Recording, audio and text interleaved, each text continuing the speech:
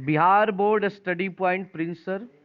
आज हम लोग क्लास 10th का हिंदी पढ़ने वाले हैं गोधूली, जो आपका फर्स्ट हिंदी है। और इसका ये गद्यखंड पाठ 9 जिसका नाम है अभिन्यो। पाठ 9 जिसका नाम है अभिन्यो। पार्ट 4 लेखक का नाम है अशोक वाजपेयी। अशोक वाजपेयी लेखक का नाम है। जैसा कि हम लोगों ने दो पार्ट में, पार्ट 2 में और पार्ट 3 में चैप्टर को आधा आधा करके पढ़ा और पार्ट 1 में लेखक का परिचय पढ़े थे। आज हम लोग पार्ट 5 में पढ़ने वाले हैं इसके वस्तुनिष्ठ प्रश्न उत्तर को, जिसको हम लोग कहते हैं ऑब्जेक्टिव क्वेश्चन आंसर को। तो पिछला वीडियो अगर आप लोगों ने नहीं देखा है तो एक बार चैनल के प्लेलिस्ट में जाएं और लाइन से पीछे वाले सारे वीडियो को देख लें ताकि चैप्टर को समझने में आसानी रहे। तो हमारा पहला प्रश्न है ऑब्जेक्टिव का, अभिन्यो में 19 दिनों के प्रवास के दौरान लेखक ने कितने गद्य की रचना की? आप लोग जब पढ़े थे तो उसमें बताया गया कि लेखक ने 19 दिन में 35 कविताएं और 27 गद्य लिखे थे। यहाँ पे प्रश्न कविता का नहीं है, प्रश्न गद्य का पूछा जा रहा है कि गद्य कितना लिखे थे। तो ऑप्शन है 27, 28, 29, 30। तो ए नंबर ऑप्शन आपका सही होगा।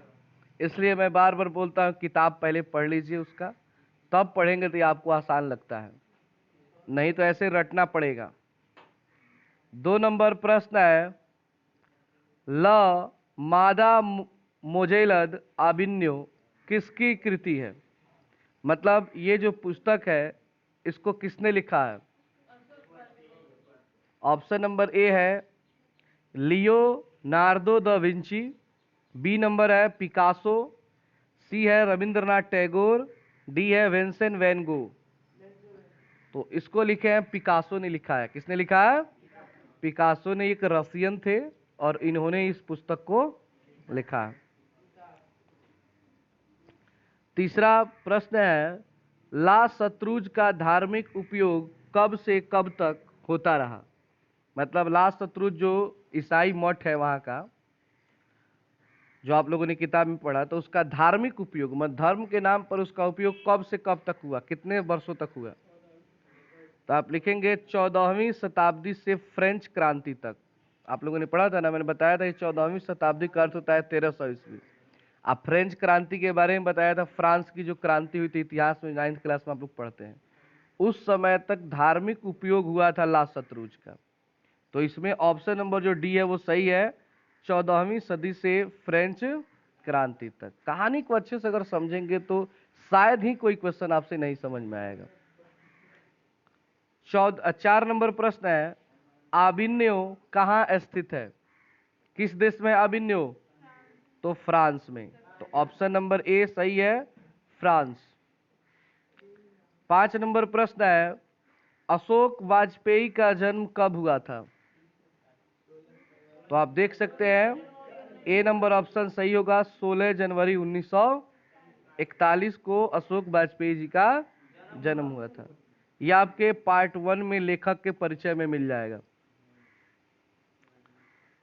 6 नंबर प्रश्न है, अभिन्यो पाठ के लेखक का नाम क्या है? अभिन्यो पाठ को किसने लिखा है? हाँ, Ashok Vajpeyi. C number option सही है। 7 नंबर प्रश्न है, अशोक वाजपेयी का जन्म कहाँ हुआ था, मतलब किस राज्य में? छत्तीसगढ़। कहाँ पे जन्म हुआ था? छत्तीसगढ़। 8 नंबर प्रश्न है, अशोक वाजपेयी की लगभग कितनी मौलिक और संपादित कृतियां प्रकाशित हुई है? तो लगभग 3 दर्जन।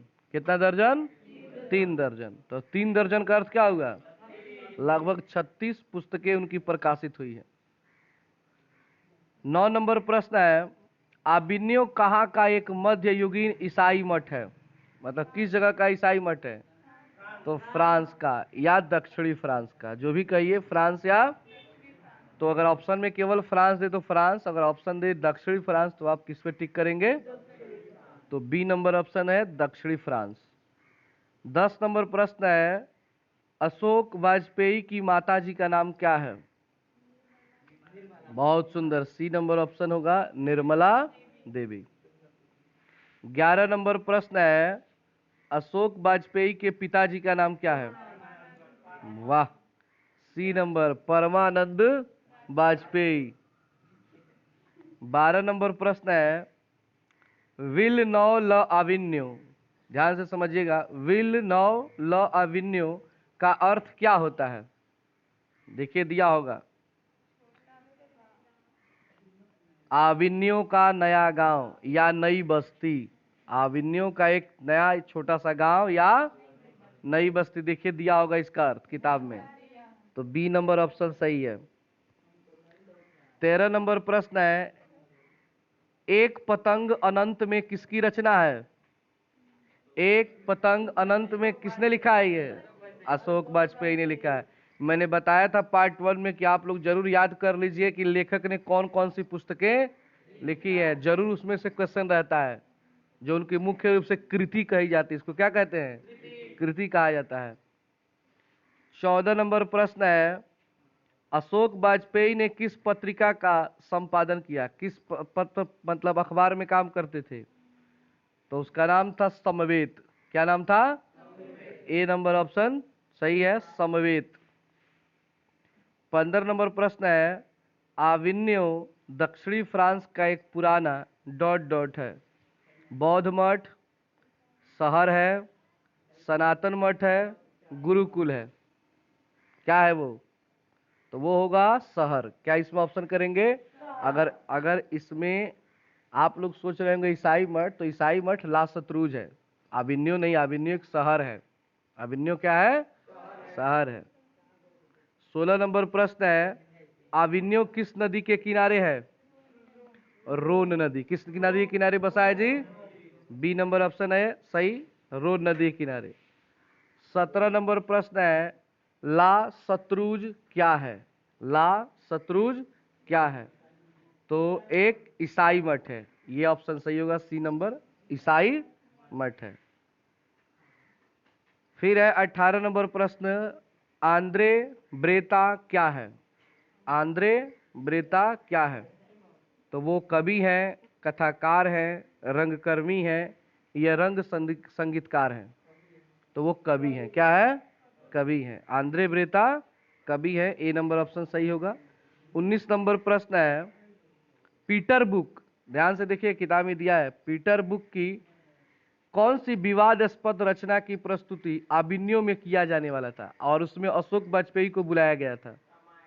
महाभारत। क्या है वो? महाभारत। बहुत सुंदर, बी नंबर ऑप्शन सही होगा।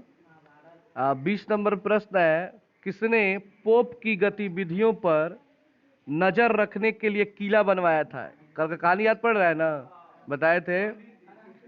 फ्रेंच के शासकों ने, फ्रांस के शासकों ने किला बनवाया था पंडितों पे ध्यान रखने के लिए। तो यहाँ पे बी नंबर ऑप्शन सही है, फ्रेंच शासकों ने किला बनवाया था। किन पर नजर रखने के लिए? पोप, पंडित नहीं, पोप। 21 नंबर प्रश्न है, कार्थूसियन संप्रदाय का ईसाई मठ कौन है? ईसाई मठ का नाम बताइए। ला शत्रुज, कई बार अभी पीछे चर्चा हो चुकी है, ला शत्रुज। 22 नंबर प्रश्न है, नदी के किनारे भी नदी है, गद्य काव्य किसकी कृति है? किसने लिखा इसको? अशोक वाजपेयी। नदी के किनारे भी नदी है, लास्ट पैराग्राफ याद कीजिए, लास्ट में होगा एकदम। 23 नंबर प्रश्न है, शहर अब भी संभावना है किसकी कृति है? इसको भी लिखे हैं अशोक वाजपेयी ने। 24 नंबर प्रश्न है, कुमार गंधर्व क्या है? गीतकार है, शास्त्रीय गायक है, कलाकार है, या चित्रकार है? तो वो शास्त्रीय गायक है। क्या है? शास्त्रीय गायक है, बी नंबर ऑप्शन सही होगा। 25 नंबर प्रश्न है, अशोक वाजपेयी ला शत्रुज में कितने दिनों तक रहे? लगभग 19 दिन तक। तो इसमें ए नंबर ऑप्शन सही है, 19 दिन। 26 नंबर प्रश्न है, अशोक वाजपेयी का जन्म कहाँ हुआ था? अब यहाँ पे ऑप्शन देखिए क्या है। ए नंबर ऑप्शन है दुर्ग छत्तीसगढ़, यही ऑप्शन होगा सही, ए नंबर ऑप्शन सही है। 27 नंबर प्रश्न है, अशोक वाजपेयी का 24 अक्टूबर से 10 नवंबर 1994 तक यानी 19 दिन तक कुल कितनी रचनाएं की? तो ऑप्शन नंबर डी है 35 कविता और 27 गद्य। तो डी नंबर साइन कर लेंगे, 35 कविता और 27 गद्य उन्होंने लिखा था। 28 नंबर प्रश्न है, आबिन्यो फ्रांस का एक प्रमुख रहा है। ए नंबर संगीत केंद्र, बी कला केंद्र, सी नृत्य केंद्र, डी श्रवण केंद्र। कला केंद्र, बहुत अच्छा, क्या रहा है? कला केंद्र। आबिन्यो फ्रांस का एक कला केंद्र है, ये लाइन ही उसमें दिया हुआ है कि आबिन्यो जो है फ्रांस का एक प्रमुख कला केंद्र है। 29 नंबर प्रश्न है, पिकासो की प्रसिद्ध रचना का शीर्षक क्या है? कुछ ही देर पहले स्टार्टिंग में हुआ था कि एक पुस्तक का नाम लिखा गया और बताया गया कि किसने लिखा था, पिकासो ने लिखा था।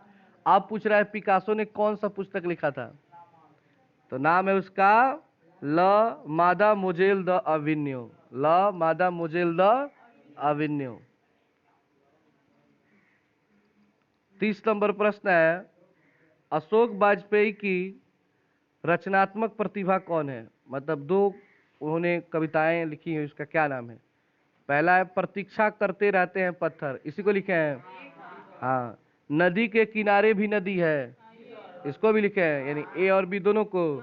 सी नंबर ऑप्शन है ए और बी दोनों, और डी है इनमें से कोई नहीं। कौन होगा? टिक तो किसी एक ही पे करेंगे ना, तो इस टाइप के प्रश्न में सी करेंगे, ए या बी नहीं करेंगे। एक कर दीजिएगा, इसका अर्थ है केवल ए लिखे हैं, जबकि लिखे उन्होंने दोनों हैं। तो ऑप्शन ए और बी दोनों दे रहा है, उसको टिक करेंगे। कभी कभी क्या होता है कि तीनों दे देगा और लिख देगा नीचे ए बी और सी, तो आप किस पे टिक करेंगे? तीनों अगर होगा तो। 31 नंबर प्रश्न है, इनमें किसका संपादन अशोक वाजपेयी ने किया है? मतलब कौन सी इसमें कविता है जिसको अशोक वाजपेयी ने लिखा है? पहला है थोड़ी सी जगह, दूसरा है कविता का गल्प, तीसरा है बहुरी अकेला, चौथा है पहचान। इसमें से किसको उन्होंने लिखा है? तो उन्होंने लिखा है इसमें से पहचान, डी नंबर ऑप्शन सही होगा, पहचान कविता उन्होंने लिखा है।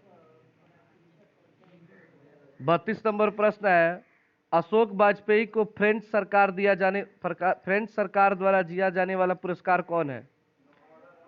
देखिए जरूर दिया, एक लास्ट में लिखा होगा उनके परिचय में, officer of the order of cross. ये पुरस्कार दिया गया था किनके द्वारा? फ्रेंच सरकार के द्वारा अशोक वाजपेयी जी को। तो ए नंबर ऑप्शन इसका सही है। ये सब क्वेश्चन आप लोग अच्छे से याद करें। 33 नंबर प्रश्न है, लेखक कितने वर्ष पहले आबिन्यो गए थे? कितने वर्ष पहले आबिन्यो गए थे? 10 साल पहले, यानी इसके पहले वो 10 साल पहले आबिन्यो गए थे। सी नंबर ऑप्शन सही करेंगे। पिकासो क्या थे? कवि, चित्रकार, नाटककार, उपन्यासकार। तो पिकासो एक चित्रकार थे। क्या थे? चित्रकार थे। 33 नंबर प्रश्न है, आबिन्यो क्या है? अभी कुछ देर पहले बताए थे, एक शहर है। क्या है? शहर है। तो ए नंबर ऑप्शन सही करेंगे। लेकिन देखिए इसमें अब शहर तो है, लेकिन किस प्रकार का शहर? ऑप्शन देखिए उल्टा उलट पुलट के दिया है। प्राचीन शहर है, प्रसिद्ध शहर है, छोटा शहर है, इनमें से सभी। आप बताइए क्या है ये? तो ये प्राचीन शहर है, बहुत पुराना शहर है, ठीक है ना। तो अगर ऐसे पूछे तो प्राचीन, और नॉर्मली पूछे तो शहर। 34 नंबर प्रश्न है, लेखक ला शत्रुज में अपने साथ क्या क्या लेकर गए थे? एक नंबर ऑप्शन है पुस्तकें, बी है कॉपी, सी है पत्र, डी कपड़े। स्पेशली क्या लेके गए थे? तो लिखेंगे पुस्तकें। अब आपके मन में कपड़े लेके नहीं गए थे, अरे कपड़ा नहीं लिखा जाता है, कभी है तो पुस्तक की बात करेंगे वो। वैसे तो बहुत कुछ लेके गए थे, लेकिन यहाँ पे ऑप्शन तो एक ही का नहीं दिया गया, तो पुस्तकें। 35 नंबर प्रश्न, आबिन्यो के रचनाकार कौन है? किसने लिखा आबिन्यो? अशोक वाजपेयी। 36 नंबर प्रश्न है, विलनौ ल आविन्यो का अर्थ क्या होता है? कुछ ही देर पहले ये क्वेश्चन आया था। आविन्यो का एक नया गांव। 37 नंबर, आबिन्यो कहाँ स्थित है? दक्षिणी फ्रांस। रोन नदी कहाँ है? दक्षिणी फ्रांस में। कहाँ पर? उन्होंने कुल कितनी रचनाएं की थी? तो 35 कविता और 27 ऑप्शन चेंज कर करके दे देता है एक ही क्वेश्चन को। और आज का अंतिम प्रश्न है, आबिन्यो फ्रांस का क्या रहा है? तो एक कला केंद्र रहा है। क्या रहा है? तो ये आपके महत्वपूर्ण ऑब्जेक्टिव क्वेश्चन हुए, आप लोग इसको अच्छे से तैयार करें।